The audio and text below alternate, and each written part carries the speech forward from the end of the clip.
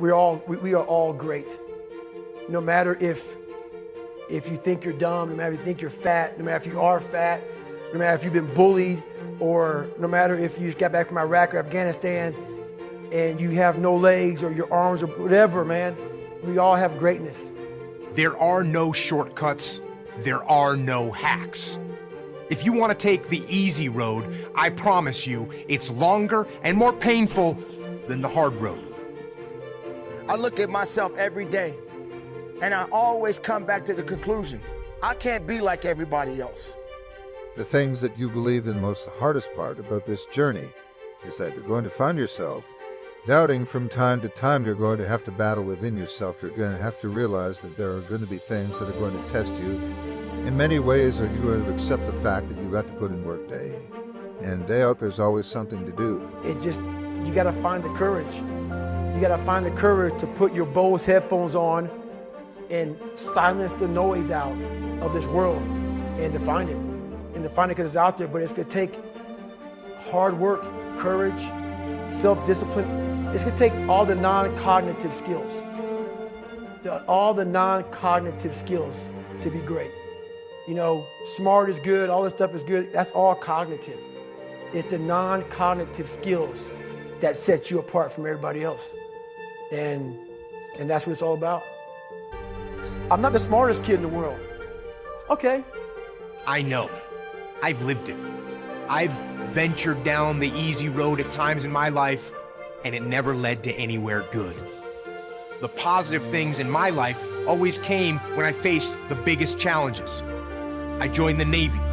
I took the hard road in the Navy and made it into the SEAL teams. There, I had the honor of leading men in combat. I learned some lessons along the way, lessons that have been tested on the battlefield and when implemented lead to success in any arena. One of the best things I've learned is that anyone has what it takes to travel the hard road, to walk the path that leads to success. That includes you. It won't be easy. Instead of somebody saying, oh no, you're smart. No, don't say that to yourself. I said to myself, no, I'm a dumb mother. Okay, roger that. How you get smarter? Educate yourself. So the things that we run from the truth. We're running from the truth, man. So the only way I became successful was going towards the truth. As painful and as brutal as it is, it changed me. It allowed me to become, in my own right, who I am today. My biggest advice to give everybody in the world is, like I say, we live in an external world. Everything is you got to see it, touch it, it's external. If you can, for the rest of your life, live inside of yourself. Stop listening to people who are calling you fat, gay, transsexual, nigger. Everything that is makes no sense. All these insecure people putting their insecurities on you, you got to flush it out. You got to just be whoever the hell God or whatever the hell you believe in. If you believe in nothing but yourself, I don't care what it is. It will demand everything you've got to give, but you can do it. And I want to give you 3 key principles I've learned that will help you to get it done. Principle number 1, discipline equals freedom. That's not a contradiction, it's an equation. Discipline might appear to be the opposite of freedom, but in fact, discipline is the path to freedom. Discipline is the driver of daily execution. Discipline defeats the infinite excuses that hold you back. Some people think motivation is what will compel them to get things done. But motivation is just an emotion, a feeling. And like all feelings, it's fickle. It comes and goes. You can't count on motivation to be there when you need to get through truly challenging times. But you can count on discipline. Discipline is something you dictate. If you had a goal you chase, that goal you accomplish, some things you would get. This boost of confidence you get, this boost of self-esteem, like whatever it is that you're going to do. Maybe you're into drawing comic books, maybe you're into but making pottery or sculptures, or but find whatever that is and pursue that. Nothing can resist a human will that will stake its existence on its purpose. Shortly put, I'll do it or die. I don't want to be like everybody else. I never said that I was the best, but I'm gonna be the best of myself. I'm gonna be good within myself. I'm gonna learn within myself. I'm gonna seek everything that I need within myself. And I may not have everyone celebrating with me. Everybody's not gonna clap for me. But I have to have the ability to celebrate for myself. I don't need to be a part of a crowd to feel good about who I am inside. You don't need to be a part of a crowd to know who you are inside. Because everything that everybody else is doing doesn't necessarily mean that it's good for you.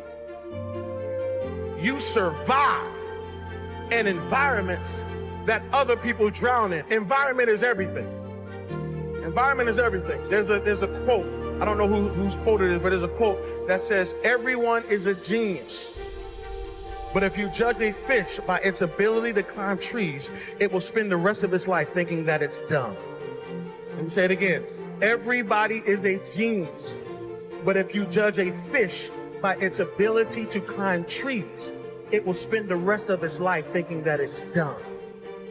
You survive in environments other people drown in. Because water might drown you, but it's home for a fish. Difficulty is not water you drown in. That's perfect conditions for you to swim. Difficulty? You a believer? This is what we do. Tenacity is the ability to keep on keeping on when you feel like giving up. We're going to need that much particularly.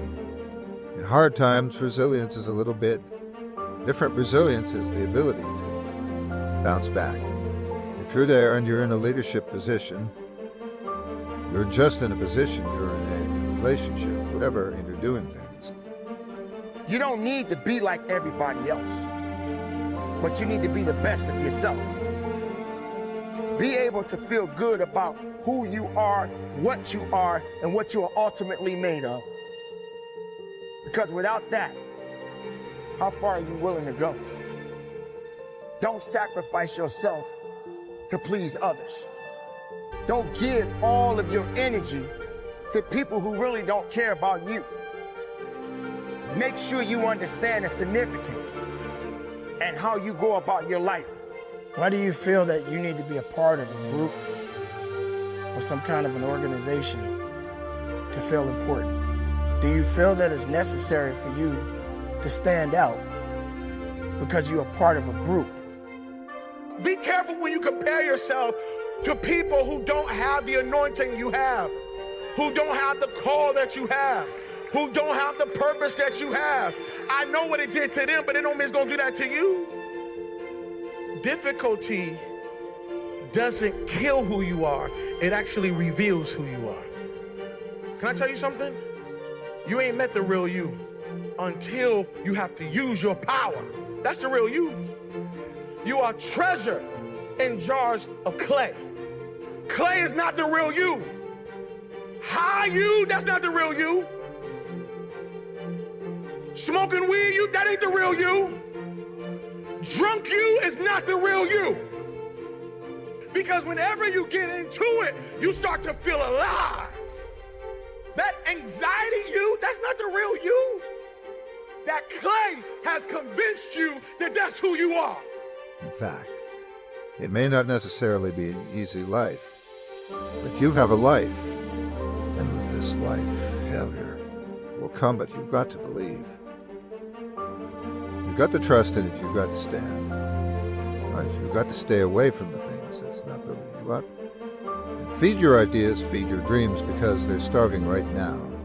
You must be stronger than your excuses. You must be stronger than your circumstances. You must be stronger than your fears. You need a little bit of faith and understanding.